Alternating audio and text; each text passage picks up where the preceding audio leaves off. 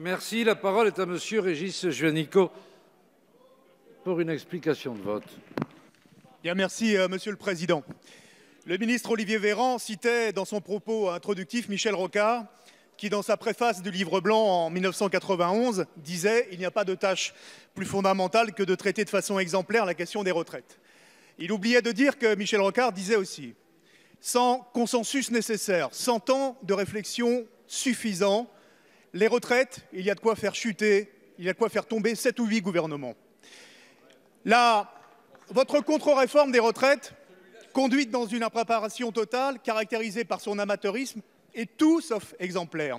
Alors qu'elle touche à la vie quotidienne de tous les Français, qu'elle bouleverse en profondeur le système de répartition et solidaire des retraites mis en place en 1945. Votre réforme, c'est celle des pieds nickelés, des briconautes, c'est le mépris de la mobilisation sociale, sans précédent depuis le 5 décembre dernier, c'est le mépris du Parlement, avec le choix d'une procédure accélérée, avec un débat expéditif, un texte à trous, avec pas moins de 29 ordonnances dessaisissant les parlementaires à qui vous demandez de signer un chèque en blanc, en particulier sur les éléments financiers qui seront traités dans une conférence qui a lieu hors de ces murs. C'est un texte bâclé, ni fait ni à faire, avec une étude d'impact indigente, tronquée, provoquant un avis du Conseil d'État, un des plus sévères qu'il ait jamais eu à écrire.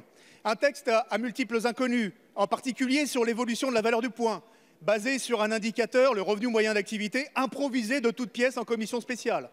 Votre réforme, c'est la réforme du doigt mouillé. Les Français tentent de comprendre, tout comme nous, dans quelles conditions ils pourront partir à la retraite et avec quel montant de pension.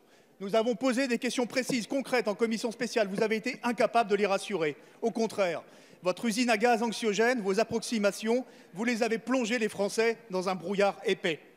Avec l'injustice majeure de l'âge d'équilibre et du malus, vous allez faire la double peine pour tous les futurs retraités. Nous voterons la motion de rejet préalable de nos collègues. Merci, Monsieur le député. La parole est à Monsieur Thierry Benoît pour le groupe UDI-Agir.